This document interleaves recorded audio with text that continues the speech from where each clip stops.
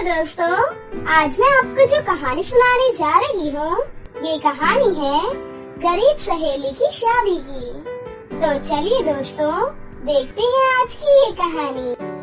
वीरपुर नाम के एक गाँव में एक सुलेखा नाम की बूढ़ी महिला रहती थी। उसकी 3 बेटियां थीं, सीमा, रीमा और मीरा।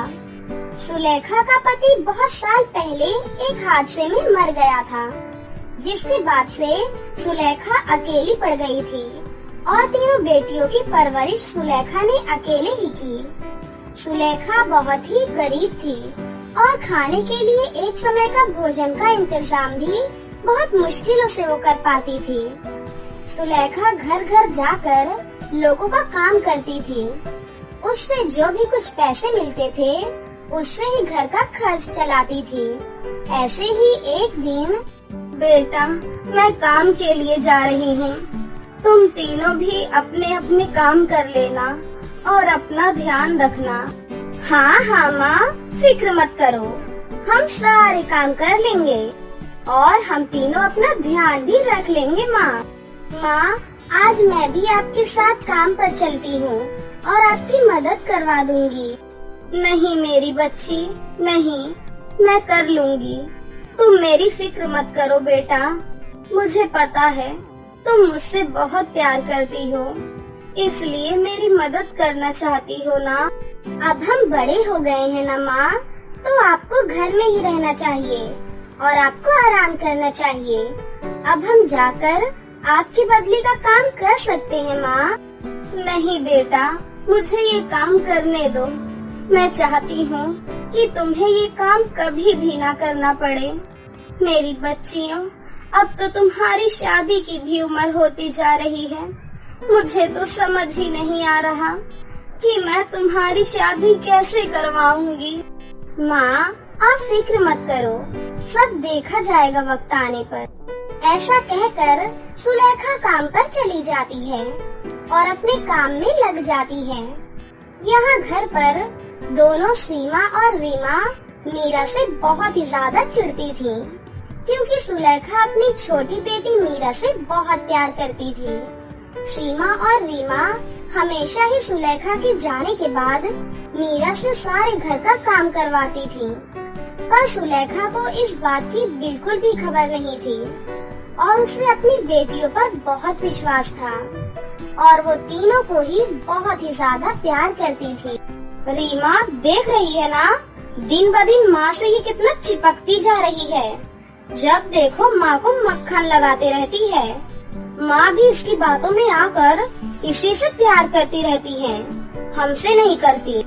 हाँ बहन, ये तो मैंने भी देखा है, कैसे ये अपनी चिकनी चुपड़ी बातों में माँ को फंसा लेती है, पर माँ भी इसकी बातों में आकर इसी से प्यार करती है।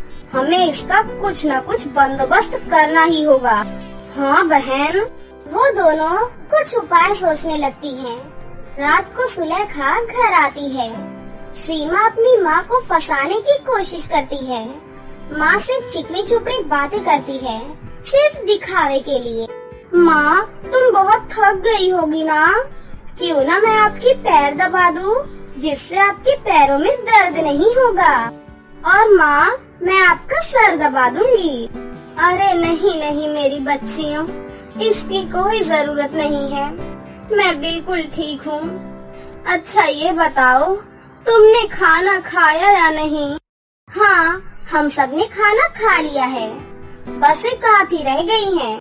माँ, आप हाथ मुँह धो लीजिए, मैं खाना लेकर आती हूँ आपके लिए। हाँ बेटा, ठीक है। ऐसा कहकर सुलेखा हाथ मुँह धोने के लिए चली जाती है। सीमा और रीमा दोनों ही अपनी माँ को मक्खन लगाने की कोशिश करती हैं। खाना खाने के बाद सुलेखा सोने के लिए जा रही थी। माँ, आपका सर या पैर दबा दूं क्या? मेरी बच्ची, जब तुम इतना ही बोल रही हो तो ठीक है, दबा दो। बेटियों के बार बार जिद करने पर सुलेखा सीमा और रीमा को सर और पैर दबाने के लिए हाँ बोल देती है।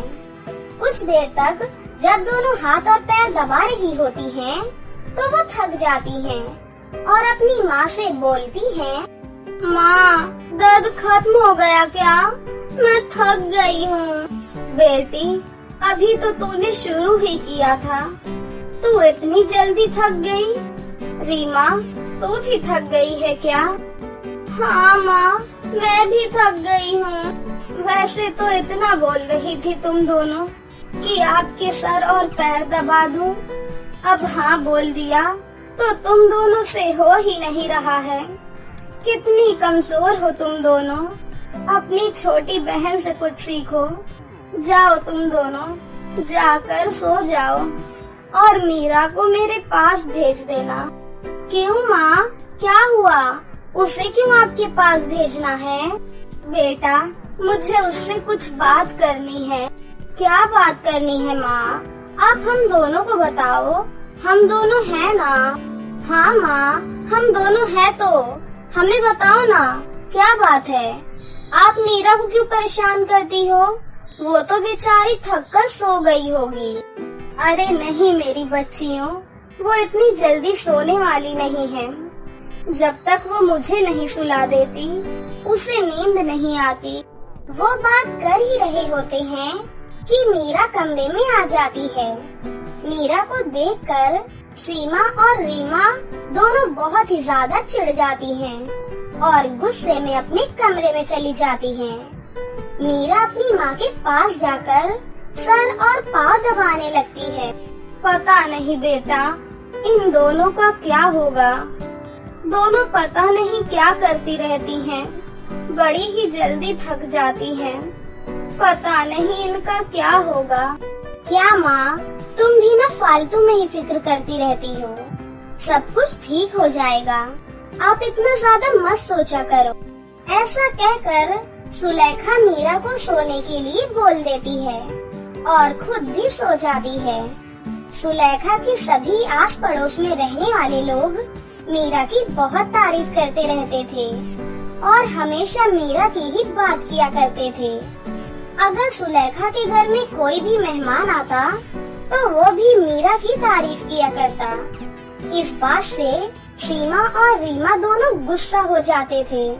मीरा सभी के साथ में बहुत अच्छा बर्ताव करती थी और सबकी सेवा भी करती थी। इस वजह से सभी उससे खुश रहते थे। एक दिन सीमा और रीमा इस बात से बहुत गुस्सा हो जाती हैं और वो दोनों ही कुछ सोचने लगती हैं। तभी, बेटा, मैं काम के लिए जा रही हूँ, तुम सभी अपना ध्यान रखना, ठीक है? और हाँ, मीरा का भी ध्यान रखना। रीमा, देखा, माँ अभी भी उसका ख्याल रखने के लिए बोल रही हैं। हाँ बहन, पता नहीं इसमें ऐसा क्या है जो सभी इसकी हमेशा बढ़ाई करते रहते हैं। सुलेखा काम के लिए चली जाती है और वो पूरे दिन काम की तलाश करती है, पर उसे आज कहीं भी काम नहीं मिलता और वो निराश होकर घर वापस आ जाती है। फिर मीरा अपनी माँ से पूछती है, माँ, क्या हुआ? तुम इतनी उदास क्यों हो? बेटा, आज के दिन कहीं भी काम नहीं मिला, क्या करूँ मैं? ऐसे तो कुछ भी खाने के लिए नहीं बचेगा और फिर हम खाएंगे कहाँ से बेटा? माँ, आप इतनी फिक्र क्यों करती हो? भगवान पर भरोसा है ना? माँ, वो सब कुछ ठीक करेंगे, आप ज्यादा फिक्र मत किया करो माँ। और फिर कुछ दिनों बाद घर में कुछ भी खाने को नहीं होता। सभी का भूख से बहुत बुरा हाल हो जाता है। सभी बहुत ज्यादा दुखी और हताश हो जाते हैं। मीरा से ये सब देखा नहीं जाता और वो घर से बाहर कुछ खाने की तलाश में और काम की तलाश में निकल पड़ती है। मीरा बहुत से घरों में काम के लिए पूछती है, लेकिन उसे कहीं भी काम नहीं मिलता। फिर वो हार मानकर एक जगह पेड़ के नीचे बैठकर रोने लगती है। तभी उस पर एक राजकुमार की नजर पड़ती है और वो उसके पास आता है और पूछता है, क्या हुआ? तुम ऐसे निराश क्यों बैठी हो? मेरी माँ और मेरी बहनों ने बहुत दिनों से कुछ नहीं खाया है और सभी भूख से बेहाल हो रहे हैं। ऐसा ही रहा तो सभी बीमार हो जाएंगे। आप चिंता ना करें, आप मुझे अपने साथ ले चलें। मीरा राजकुमार को अपने साथ ले जाती है। जब राजकुमार मीरा के घर जाकर सबकी हालत देखता है तो उसको सभी पर बहुत दया आती है और वो सभी के लिए खाना लेकर आता है और मीरा की माँ सुलेखा से मीरा से शादी करने के लिए मीरा का हाथ मांगता है। राजकुमार मीरा को बहुत पसंद करने लगता है और राजकुमार की शादी मीरा से हो जाती है। फिर सभी हमेशा खुश रहते हैं और उन्हें फिर कभी भी किसी भी चीज की जरूरत नहीं होती। हेलो दोस्तों, आज मैं आपको जो कहानी सुनाने जा रही हूँ, ये कहानी है गरीब सहेली की शादी की। तो चलिए दोस्तों, देखते हैं आज की ये कहानी। ये कहानी केशवपुर नामक एक गांव में रहने वाले एक गरीब परिवार की बेटी की है, जिसके पिता का नाम विनोद था और उसकी एक बेटी थी उर्वशी। उर्वशी अपने पिता के साथ रहती थी। जब वो 5 साल की थी तभी उसकी माँ का देहांत हो गया था। उसके पिता ने अकेले ही अपनी 5 साल की बेटी को पाला था। उर्वशी दिखने में बचपन से ही बहुत सुंदर थी और पढ़ने में भी बहुत होशियार थी। उर्वशी के पिता पास ही के गांव में एक सेठ के घर काम किया करते थे। अरे कहाँ मर गया तू?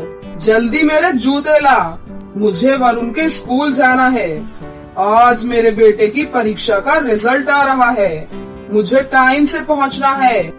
ये लीजिए साहब आपके जूते।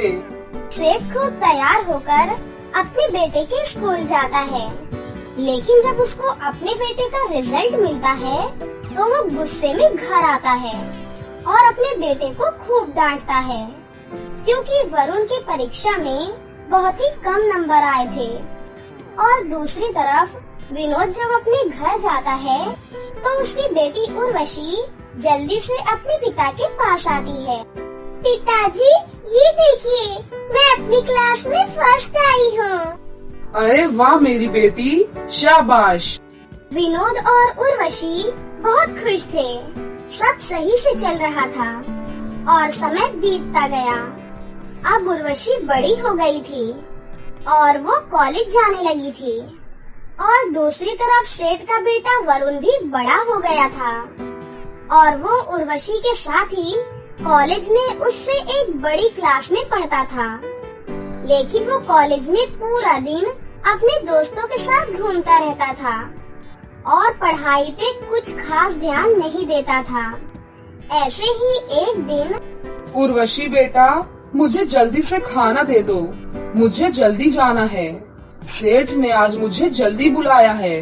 लेकिन पिताजी, अभी तो मुझे खाना बनाना है, आप थोड़ी देर रुकिए।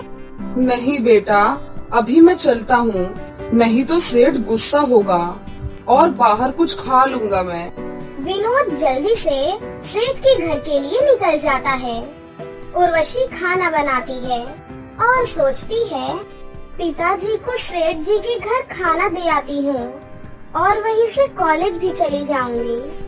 हाँ, ये ठीक है। उर्वशी सेठ जी के घर जाती है और वो वहाँ देखती है, लेकिन वहाँ उसे कोई भी दिखाई नहीं देता। तभी वहाँ वरुण आ जाता है और उर्वशी को देखता है और पूछता है, कौन हो तुम और यहाँ क्या कर रही हो? जी, वो मेरा नाम उर्वशी है। मेरे पिताजी आपके यहाँ काम करते हैं।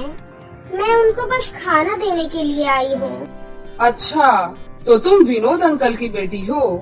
तुम खाना मेरे पास दो, मैं अंदर रख देता हूँ। अभी अंकल और पिताजी किसी काम से बाहर गए हैं। ठीक है। उर्वशी खाना देकर निकल ही रही थी कि तभी वरुण बोलता है, चलो मैं तुम्हें घर तक छोड़ देता हूँ। नहीं, मुझे अपने कॉलेज जाना है अभी। कौन से कॉलेज में पढ़ती हो तुम? तब वरुण को पता चलता है कि ये तो उसी के कॉलेज में पढ़ती है। चलो मैं तुम्हें ले चलता हूँ। मैं भी उसी कॉलेज में पढ़ता हूँ। ठीक है। वरुण उर्वशी को अपनी बाइक पर बैठाकर कॉलेज ले जाता है। ऐसे ही वो हर रोज कॉलेज में मिलने लगे और दोनों एक दूसरे से बहुत प्यार करने लगते हैं। हम शादी कब करेंगे? तुम्हारे पिताजी मान तो जाएंगे ना? अरे हाँ, मैं तो पिताजी को मना लूंगा। वैसे भी इतनी सुंदर और पढ़ने में होशियार बहू पिताजी को कहीं नहीं मिलेगी। कुछ समय बीतने के बाद वरुण अपने पिताजी से बात करता है। पिताजी, मैं एक लड़की से बहुत प्यार करता हूँ और मैं उससे ही शादी करना चाहता हूँ। अच्छा, कौन है वो लड़की? उसका खानदान कैसा है?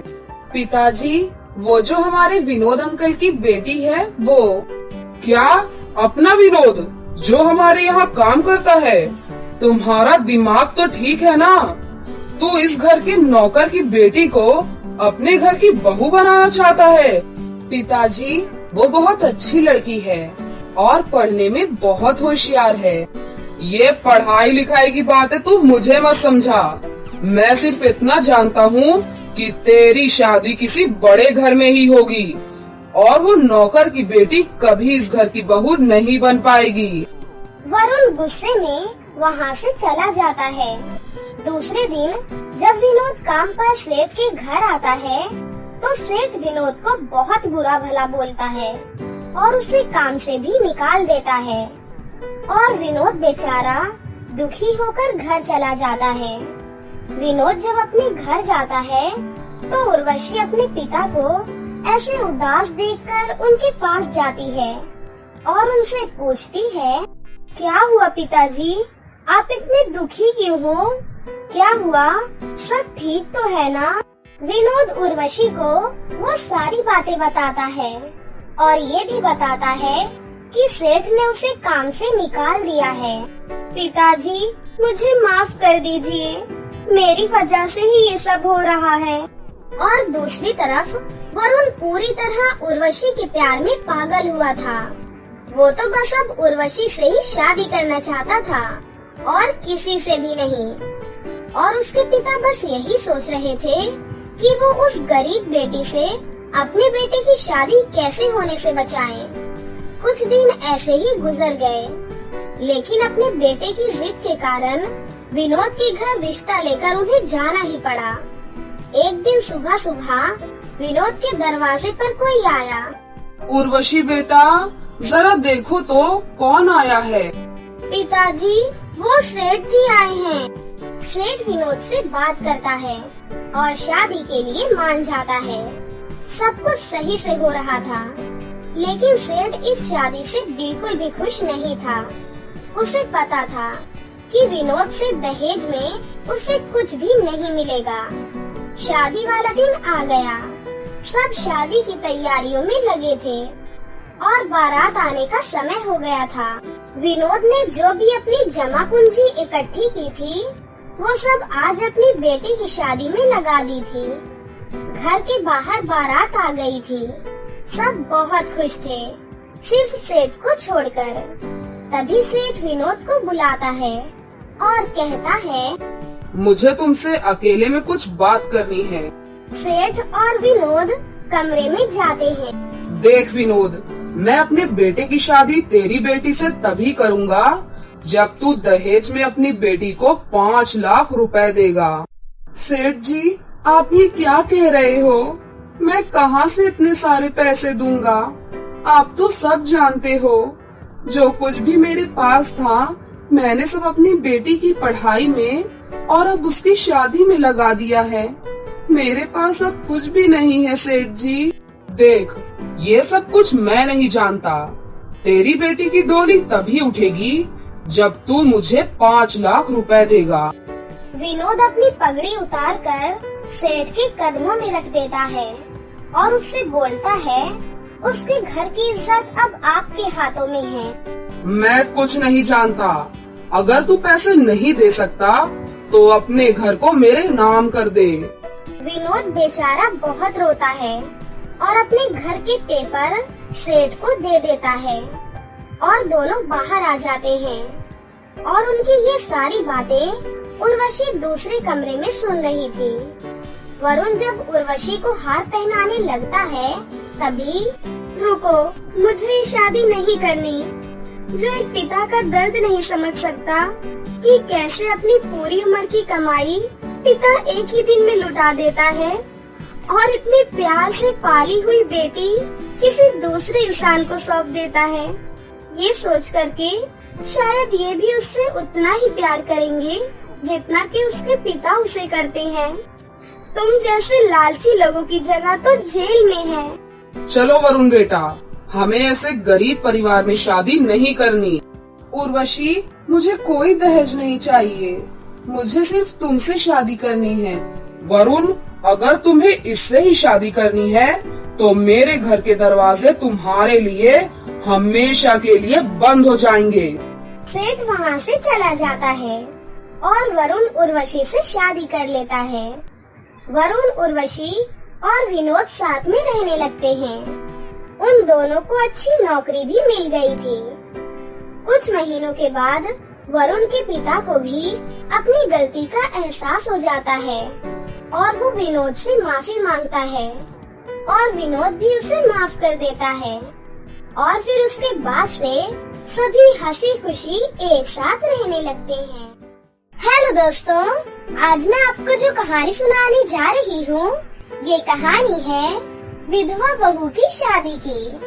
तो चलिए दोस्तों, देखते हैं आज की ये कहानी। माधुरी अपने माता पिता की एक लौती औलाद थी, इसलिए माधुरी के पिता सूरज और माँ नीता अपनी बेटी की हर बात मानते थे और उसकी हर एक छोटी बड़ी खुशी का ध्यान रखते थे। ऐसे ही एक दिन, अरे नीता, जल्दी से मिठाई लाओ और सबका मुंह मीठा करवाओ। सूरज की बात सुनकर नीता और माधुरी जल्दी से उससे पूछते हैं, क्या हो गया जी, जो सबका मुंह मीठा करवा दूं? अरे बात ही ऐसी है, तुम सुनोगी तो खुश हो जाओगी। हमारी माधुरी बिटिया के लिए एक बहुत बड़े घर से रिश्ता आया है और वो जल्द ही शादी करना चाहते हैं। कुमार जी कह रहे थे उसे हमारी माधुरी जैसी पढ़ी लिखी बहू चाहिए थी जो उनके बेटे नीरज के साथ उनकी कंपनी संभाल सके। माधुरी का परिवार नीरज और उसके परिवार को पहले से जानते थे। नीरज एक बड़ी कंपनी का मालिक था और सभी शादी की तैयारियों में लग जाते हैं। फिर कुछ ही दिनों में बहुत ही धूमधाम से माधुरी की शादी नीरज से हो जाती है। नीरज के घर वाले भी माधुरी का अपने घर में बहुत ही प्यार से स्वागत करते हैं।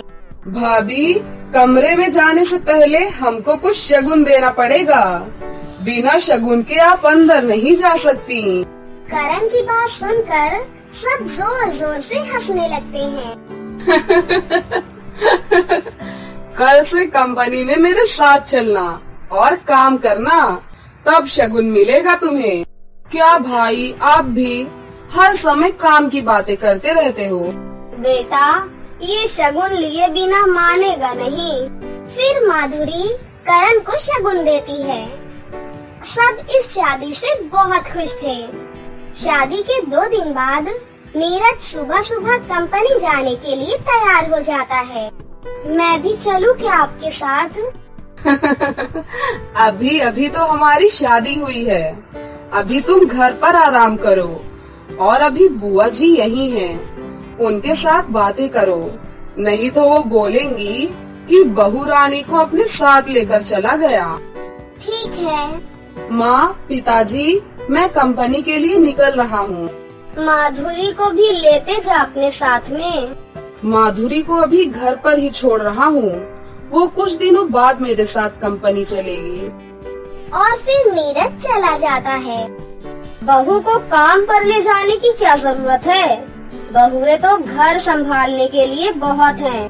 तभी कुछ देर बाद करण का घर पर फोन आता है और वो बताता है कि नीरज भाई की गाड़ी का एक्सीडेंट हो गया है और अब वो इस दुनिया में नहीं रहे।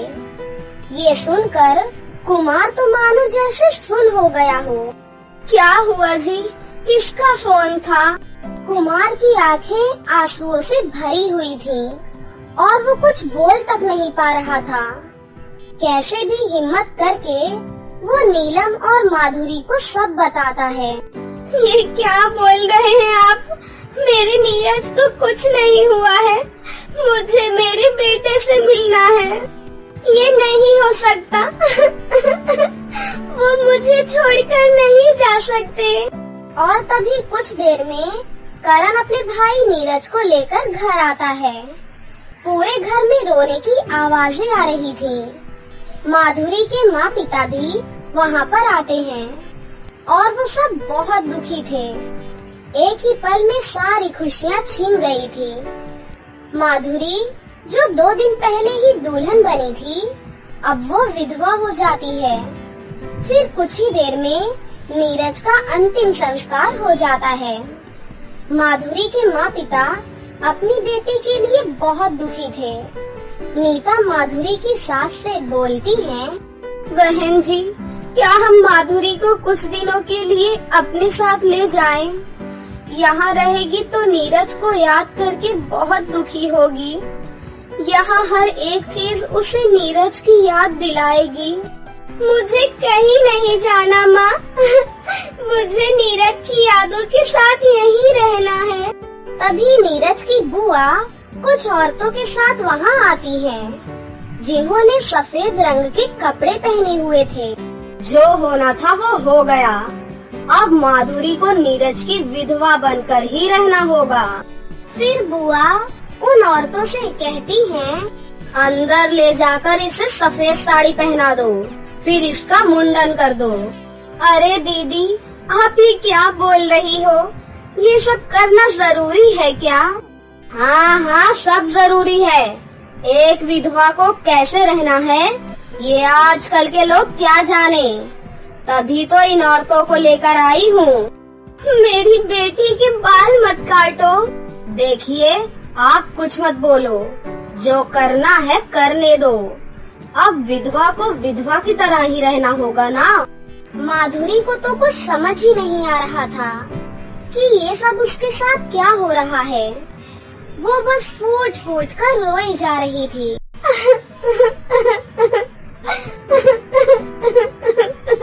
वो औरतें माधुरी को सफेद साड़ी पहनाकर बैठा देती हैं और फिर बाल काटने के लिए उस तरह ले आती हैं। सब लोग ये देख रहे थे, लेकिन कोई भी कुछ नहीं बोल रहा था। सब उसे माधुरी का नसीब समझकर चुपचाप खड़े थे। करण भी वहाँ खड़ा सब कुछ देख रहा था और वो अपनी भाभी की ये हालत देख नहीं पा रहा था। आप लोग कोई कुछ बोल क्यों नहीं रहे? ये लोग भाभी के बाल काटने वाले हैं।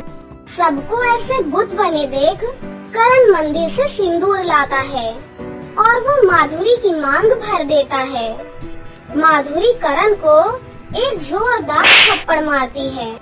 आप चाहे मुझे कितना भी मार लो, लेकिन मैं आपके साथ ये सब कुछ होते हुए नहीं देख सकता। माधुरी रोते हुए अपने कमरे में चली जाती है। अनर्थ हो गया, विधवा बहू से शादी। तुम सब पाप के भागी बनोगे। मैं यहाँ एक पल भी नहीं रुक सकती। फिर सभी लोग माधुरी के कमरे में जाते हैं और उसे समझाते हैं कि करण ने जो किया वो बिल्कुल ठीक किया। बेटा, अभी तुम्हारी पूरी जिंदगी पड़ी है और नीरज की आत्मा भी तुम्हें ऐसे रोते देखकर बहुत दुखी होगी।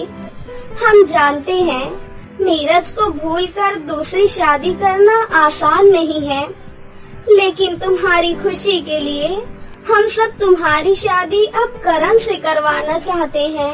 और फिर कुछ ही दिनों में माधुरी की शादी करण से हो जाती है और खुशियाँ माधुरी की जिंदगी में फिर से दस्तक देती हैं। हेलो दोस्तों, आज मैं आपको जो कहानी सुनाने जा रही हूँ, ये कहानी है गरीब सहेली की शादी की। तो चलिए दोस्तों, देखते हैं आज की ये कहानी। रामलाल एक गरीब किसान है। वो और उसकी पत्नी सुनीता सब्जियां उगाते हैं और बेचा करते हैं। उसी से उनके घर का गुजारा चलता था। उनकी एक बेटी थी निशा। तमाम दिक्कतों के बावजूद वो उसका बहुत ध्यान रखते। वो ये भी कोशिश करते कि उसे किसी भी चीज की कोई कमी ना रहे, लेकिन फिर भी कमियां रह ही जाती। वैसे निशा पढ़ने लिखने में बहुत तेज थी। उसकी टीचर हमेशा उसकी तारीफ ही करती रहती थी। एक दिन जब दोनों पति पत्नी शाम को घर लौटे तो उन्होंने देखा कि निशा के हाथ में एक बड़ी सी ट्रॉफी है, जिसे अपने हाथों में थामकर निशा बहुत ही खुश है। बाबा, माँ, ये देखो, ये मुझे स्कूल से मिली है। अरे वाह मेरी गुड़िया, आप जानते हैं बाबा, मैं पूरे स्कूल में फर्स्ट आई हूँ। देख रही हो लक्ष्मी, हमारी बेटी तो हमारा नाम रोशन कर रही है। देख तो रही हूँ, लेकिन आपने इस बेचारी से किया गया वादा अभी तक पूरा नहीं किया। पूरे 2 साल हो गए, इस बेचारी को नई फ्रॉक और गुड़िया नहीं दिलाई आपने। अरे माँ, अभी मुझे नहीं चाहिए, ना फ्रॉक और ना ही गुड़िया। जब पापा के पास खूब सारे पैसे आ जाएंगे, फिर वो मुझे खुद लाकर दे देंगे। रामलाल क्या करता, जितने पैसे वो और सुनीता मिलकर कमाते, वो तो घर के खर्च और निशा की पढ़ाई में खर्च हो जाते। समय धीरे धीरे यूं ही बीतता रहा। निशा अब 22 साल की हो गई थी। उसने ग्रेजुएशन की पढ़ाई पूरी कर ली थी। वो घर में ही बच्चों को ट्यूशन पढ़ाती और अपनी माँ और बाबा का हाथ बटाती। रामलाल और सुनीता उसकी शादी करना चाहते थे, लेकिन उन्हें समझ नहीं आ रहा था कि उनके पास तो ज्यादा पैसे नहीं हैं। इस हालत में उनकी बेटी से कौन शादी करेगा, क्योंकि शादी में लड़के वालों को दहेज देना ही पड़ता है। लेकिन एक दिन उनकी सारी परेशानी दूर हो गई, जब निशा की बुआ उनके घर आई। मैं निशा बिटिया के लिए एक रिश्ता लेकर आई हूँ, और हाँ भैया, वो लोग बहुत अच्छे हैं, कोई दहेज वहेज नहीं चाहिए उन्हें। लड़का सरकारी स्कूल में टीचर है, 2 बीघा खेत भी है उसके नाम। उन्होंने साफ मना किया है दहेज के लिए। मुझे तो आश्चर्य हो रहा है कि आज के समय में भी ऐसे लोग होते हैं। आपको अपनी बहन पर भरोसा नहीं है क्या? मैंने निशा की फोटो उन्हें दिखाई थी। उन्हें निशा बहुत पसंद है। बस उन्होंने कहा कि 2 जोड़ी कपड़ों में लड़की विदा कर दें और उन्हें कुछ नहीं चाहिए। हमारी निशा के तो भाग्य ही खुल जाएंगे। जल्द ही निशा की सगाई बहुत ही सादगी से राहुल के साथ हो जाती है। 2 महीने बाद शादी का शुभ मुहूर्त निकाला जाता है। समधी जी, अब 2 ही महीने हैं आपकी बेटी आपके साथ, फिर वो हमारी बेटी हो जाएगी। पता नहीं मैंने क्या पुण्य किया था जो निशा को आप लोग जैसा परिवार मिला। अरे पुण्य तो हमने किया था, जो निशा जैसी लड़की हमारे घर की बहू बनकर आएगी। ये तो आपका बढ़कपन है समधी जी, जो आप ऐसा कह रहे हैं। हाँ, लेकिन एक बात तो है कि मेरी बेटी निशा लाखों में एक है। वो आपके घर को स्वर्ग बना देगी। राहुल निशा को जल्द से जल्द ब्याह करके अपने घर लाना चाहता था, लेकिन अभी तो उसे 2 महीने का इंतजार करना था। लेकिन इसी बीच निशा की जिंदगी में एक ऐसा तूफान उठा जिसकी चपेट में आकर उसकी जिंदगी में हलचल मच गई। असल में पूरे देश में कोरोना ने कहर मचाया हुआ था। क्या गांव, क्या शहर, इसकी चपेट में सभी आ गए थे। निशा को भी इसका सामना करना पड़ा। एक रात उसे तेज बुखार आया और फिर अगले दिन उसे सांस लेने में दिक्कत होने लगी। बाबा, माँ, मुझे सांस लेने में बहुत दिक्कत हो रही है। आँखों के सामने धुंधलापन दिख रहा है। बहुत कमजोरी हो रही है। रामलाल और सुनीता अपनी बेटी की ऐसी हालत देखकर घबरा गए।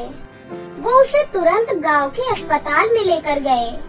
उसे वहां भर्ती करना पड़ा, लेकिन वहां उसकी हालत में कोई सुधार नहीं हुआ। हम अपनी तरफ से पूरी कोशिश कर रहे हैं, लेकिन निशा की हालत में कोई सुधार नहीं हो रहा है।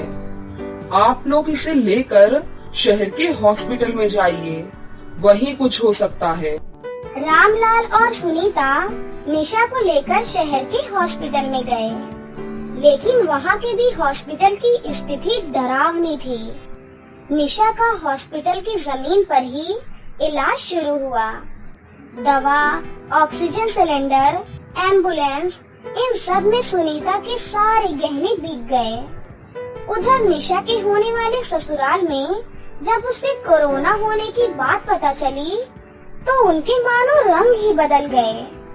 एक दिन निशा की बुआ हॉस्पिटल में निशा से मिलने आई और उसने रामलाल से जो कहा, उससे रामलाल बहुत उदास हो गया। ये तुम क्या कह रही हो? 2 लाख रुपए? कहाँ से लाऊंगा इतने रुपए? तुमने तो कहा था कि उन्हें दहेज नहीं चाहिए। सगाई वाले दिन भी उन्होंने कोई चर्चा नहीं की। अब अचानक उन्हें क्या हो गया?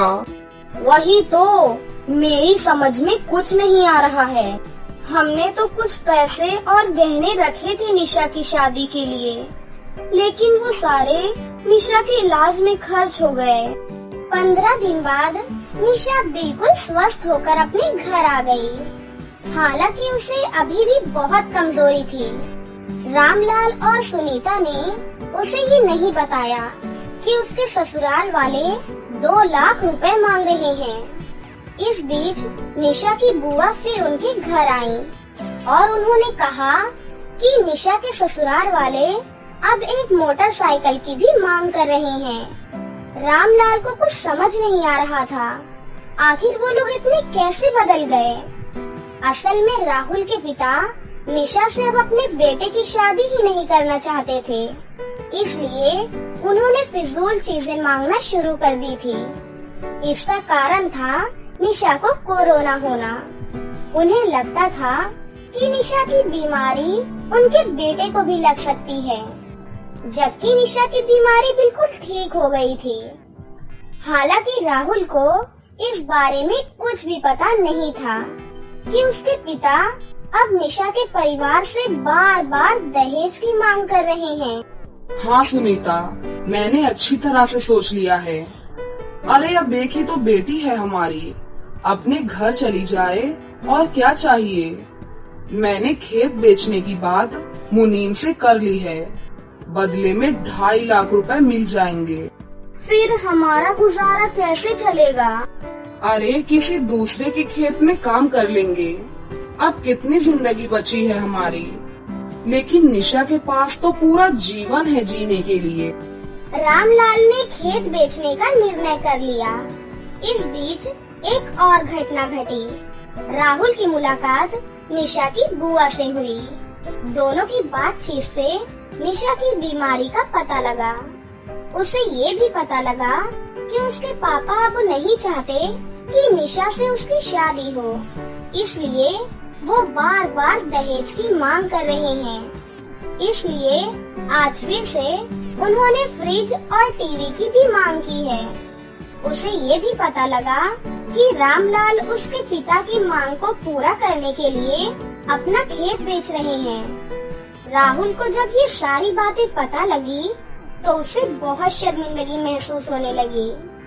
उसने निशा की बुआ से तो कुछ नहीं कहा, लेकिन मन ही मन उसने एक योजना बनाई और जोर जोर से खांसते हुए अपने घर पहुंचा और अपने पिता से कहा, पापा, मुझे आपसे कुछ बात करनी है। क्या हुआ बेटा, और तुम इस तरह खांस क्यों रहे हो? पापा, खांसी तो मुझे 2 दिन से हो रही है। आज थोड़ा बुखार भी आ गया। आज मैंने अपना टेस्ट करवाया तो मुझे पता चला कि मुझे कोरोना हो गया है। क्या? कोरोना? ये तुम क्या कह रहे हो बेटा? हाँ पापा, मैं सच कह रहा हूँ। डॉक्टर ने मुझे अलग कमरे में रहने को कहा है और अगर तबीयत ज्यादा बिगड़ गई तो अस्पताल में भर्ती होना पड़ सकता है। अरे कुछ नहीं होगा, सब ठीक हो जाएगा। कितने लोग इससे ठीक हो गए हैं। पापा, मुझे ये बीमारी हो गई है, कहीं आप मुझे घर से तो निकाल नहीं देंगे ना? मुझे छोड़ तो नहीं देंगे ना? ये तुम कैसी बातें कर रहे हो बेटे? बीमार होने पर बीमार का साथ दिया जाता है, उन्हें छोड़ा नहीं जाता। और तुम तो मेरे बेटे हो, तुम्हें कैसे छोड़ दूं? पापा, फिर आपने निशा को कैसे छोड़ दिया? वो बेचारी भी तो बीमार थी ना, उसे तो इस समय हमारे साथ की जरूरत थी, लेकिन आप उससे पीछा छुड़ाने के लिए दहेज की मांग करने लगे। राहुल की एक एक बात उसके पिता को चुभने लगी। उन्हें अपनी गलती का एहसास होने लगा। वो उसी समय निशा के घर गए और रामलाल और सुनीता से हाथ जोड़कर माफी मांगने लगे। मुझसे बहुत बड़ी भूल हो गई समधी जी। जब मुझे आपका साथ देना था तब मैंने न सिर्फ आपका हाथ छोड़ा बल्कि आप लोगों को तकलीफ भी दी। मुझे माफ कर दीजिए। रामलाल के सारे गिले शिकवे दूर हो गए। 2 महीने बाद तय तारीख पर निशा की शादी राहुल से धूमधाम से हो गई। दोस्तों, बुरे वक्त में किसी का साथ दीजिए, यही मानवता की पहचान है। हेलो दोस्तों, आज मैं आपको जो कहानी सुनाने जा रही हूँ, ये कहानी है सांवली बेटी की शादी की। तो चलिए दोस्तों, देखते हैं आज की ये कहानी। शादी का मंडप सजा हुआ था। किरण के पिता हरीश की आंखों में आंसू थे। वो लड़के के कदमों में अपनी पगड़ी रखकर रो रो कर अपनी बेटी की खुशियाँ मांग रहे थे। आरव बेटा, ऐसे शादी के लिए मना मत करो। मेरी किरण की जिंदगी बर्बाद हो जाएगी। मुझ गरीब बाप पर रहम करो बेटा। मैं तुम्हारी सांवली लड़की से शादी नहीं कर सकता। माँ पापा, आपने पहले क्यों नहीं देखा? इस लड़की का रंग सांवला है। आरव बेटा, इन लोगों ने हमें फोटो गलत भेज दिया था। फोटो में तो इसका रंग गोरा ही दिखाई दे रहा था। अरे फोटो में इतना कहाँ पता चलता है भाई। अब जो भी है, आरव अगर इस लड़की से शादी नहीं करना चाहता तो हम अपने बेटे पर जोर नहीं देंगे। चलो आरव बेटा, चलो। आरव शादी तोड़कर बारात वापस ले जाता है। आज किरण की शादी दहेज के कारण नहीं बल्कि उसके सांवले रंग के कारण टूटी थी। किरण के पिता ने किरण की शादी के लिए अपनी गांव की जमीन को बेच दिया ताकि किरण की शादी में कोई कमी न रहे। हरीश किरण की खुशियाँ चाहता था। किरण के लिए हरीश उसका पिता और माँ दोनों था। किरण जब 5 साल की थी तो उसकी माँ का देहांत हो गया था। तभी से हरीश ने अकेले ही किरण को पाल पोस कर बड़ा किया। किरण बिटिया कहाँ गई? कहीं मेरी बच्ची ने कोई गलत कदम तो नहीं उठा लिया? नहीं नहीं, किरण बिटिया, किरण बिटिया। पापा, क्या हुआ? आपको लगा मैं कहीं कुछ कर न लूं? नहीं पापा, आपकी बेटी आप ही की तरह मजबूत है। मैं इतनी कमजोर नहीं जो शादी टूटने से अपने आप को कोई चोट पहुंचा दूं। पापा, अब हम यहाँ नहीं रहेंगे, हम वापस गांव चले जाएंगे पापा। तेरी माँ के जाने के बाद गांव का घर उसी की याद दिलाता था, इसीलिए मैं तुझे लेकर शहर आ गया बिटिया। तू ठीक कह रही है, इस शहर में अब हमारा कुछ नहीं है। चल बिटिया, अब अपने गांव चलते हैं। किरण अपने बूढ़े पिता की खातिर अपने बहते हुए आंसू रोक लेती है और दोनों गांव वापस आ जाते हैं। गांव में हरीश फिर से नाव चलाने का काम शुरू कर देता है। ऐसे ही एक दिन, क्या हुआ पापा, आपकी तबीयत ठीक नहीं है क्या? आप बैठो, मैं अभी आपके लिए गरम गरम चाय बना कर लाती हूँ। किरण बिटिया, पहले ही बहुत देर हो गई है, काम पर जाना भी तो जरूरी है ना। मैं चाय शाम को पी लूंगा, अभी मैं जाता हूँ। आज की थोड़ी कमाई हो जाएगी। पापा, आज आप नहीं, मैं नदी पर जाऊंगी नाव चलाने। और आप जानते हैं ना कि मुझे नाव चलानी बहुत अच्छे से आती है। आज आप आराम करो और मुझे रोकना मत। आपको पता है ना, मैं आपकी कोई बात नहीं सुनूंगी। किरण हरीश को आराम करने का बोलकर नदी पर नाव चलाने के लिए चली जाती है। पर किरण जब सवारी को छोड़कर नाव लेकर वापस आ रही थी, तभी कोई बचाओ, मेरा दोस्त नदी में डूब रहा है, बचाओ बचाओ। अरे, ये तो कोई आदमी नदी में डूब रहा है, मुझे इसे बचाना होगा। किरण डूबते हुए लड़के को बचा लेती है। लड़का बेहोश हो गया था। किरण लड़के को देखकर चौंक जाती है। ये तो आरव जी हैं। ये यहाँ पर? हम दोनों यहाँ घूमने के लिए आए थे। अचानक आरव का पैर फिसल गया और ये नदी में डूबने लगा। तुम्हारा बहुत बहुत शुक्रिया, तुमने मेरे दोस्त की जान बचा ली। ये बेहोश हो गए हैं। मेरा घर पास में ही है, आप मेरे साथ मेरे घर तक चलिए। किरण बिटिया, तू जानती है ना, ये वही आरव है जो तुझे बीच मंडप में छोड़कर चला गया था और तू उसे घर ले आई। अभी होश में आए तो इसे यहाँ से जाने के लिए बोल देना।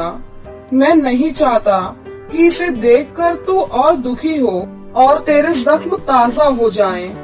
आरव को होश आ जाता है। वो भी किरण और उसके पिता को देखकर चौंक जाता है। आरव, मेरे दोस्त, तुझे होश आ गया। आज इन्होंने ही तेरी जान बचाई है। तुम्हारा बहुत बहुत शुक्रिया किरण, तुमने मेरी जान बचाई। अब मुझे चलना चाहिए। मैं हमेशा तुम्हारा आभारी रहूंगा। आरव 2 कदम ही आगे बढ़ता है कि तभी वो अचानक से लड़खड़ाकर गिरने लगता है। देखिए, अभी आप इस हालत में नहीं हैं कि आप यहाँ से चले जाएं। आपको 2 से 3 दिन ठीक होने में लगेंगे। आपके सर पर पत्थर लगा था, जिसकी वजह से जख्म है। जब आप पूरी तरह से ठीक हो जाएं, तब आप यहाँ से जा सकते हैं और आप दोनों यहाँ पर रह सकते हैं। हमें कोई आपत्ति नहीं है। किरण बिटिया, तुमने इनको यहाँ क्यों रोक लिया है? जानती है, तू जितना आरव को देखेगी तुझे उतना दुख होगा। पापा, आप ही तो कहते हो, मजबूरी में सबकी सहायता करना हमारा फर्ज होता है। अभी आरव के जख्म ताजा हैं, वो ठीक हो जाएगा तो मैं उसे जाने से नहीं रोकूंगी। किरण का स्वभाव और सेवा भाव देखकर आरव बहुत शर्मिंदा होता है। उसने किरण के साथ इतना बुरा किया। उसके सांवले रंग के कारण उसे शादी के मंडप में छोड़ दिया और आज वही किरण उसकी इतनी सहायता कर रही थी। आरव को वहाँ रहते 2 दिन बीत चुके थे। आरव, किरण तो सचमुच बहुत अच्छी लड़की है। तूने उसके साथ बहुत गलत किया है यार। मेरे दोस्त, अभी भी वक्त है, तू माफी मांग ले और शादी के लिए मना ले। मेरे दोस्त, मेरी तो हिम्मत भी नहीं हो रही है। मैंने इन लोगों के साथ बहुत बुरा किया है यार। अब किस मुंह से माफी मांगू? आरव अभी अपने दोस्त से बात कर ही रहा था कि तभी हरीश की तबीयत बिगड़ जाती है। क्या हुआ पापा? आप कुछ बोल क्यों नहीं रहे हैं? मैं आपको अभी अस्पताल लेकर चलती हूँ। किरण, तुम घबराओ नहीं, मैं तुम्हारे साथ चलता हूँ। देखिए, आपके पिताजी के दिल का ऑपरेशन होगा और वो शहर के बड़े हॉस्पिटल में ही हो सकता है। आप अपने पिताजी को शहर ले जाइए। पापा, तुम्हें कुछ नहीं होगा, मैं तुम्हें शहर ले जाऊंगी। वहाँ अच्छे से हॉस्पिटल में तुम्हारा इलाज करवाऊंगी। तुम चिंता मत करो पापा। किशन, तो एक एम्बुलेंस बुक कर, हम आज ही किरण और उसके पिताजी को लेकर शहर जाएंगे। आरव किरण और उसके पिताजी को लेकर शहर के बड़े हॉस्पिटल में पहुंचता है। किरण के पिताजी को हॉस्पिटल में एडमिट किया जाता है और समय पर इलाज हो जाने के कारण उनकी तबीयत में सुधार आ जाता है। अब घबराने की कोई जरूरत नहीं है। आपके पिताजी का समय पर ऑपरेशन हो गया, इसलिए अब इनकी जान को कोई खतरा नहीं है। बस कुछ दिन और हम इन्हें यहाँ हॉस्पिटल में रखेंगे, फिर डिस्चार्ज कर दिया जाएगा। किरण, अब घबराने की कोई जरूरत नहीं है। तुम्हारे पिताजी ठीक हैं, अपने आंसू पोंछ लो। हरीश को होश आ जाता है और कुछ दिनों बाद उसे छुट्टी मिल जाती है। अरे बेटा, तुमने मेरे लिए जो किया वो अपनों से बढ़कर है। तुम्हारा बहुत बहुत शुक्रिया बेटा। पापा, आप ठीक हो। मेरे लिए इससे बड़ा प्रायश्चित कुछ और नहीं होगा। मेरा एक प्रायश्चित और है।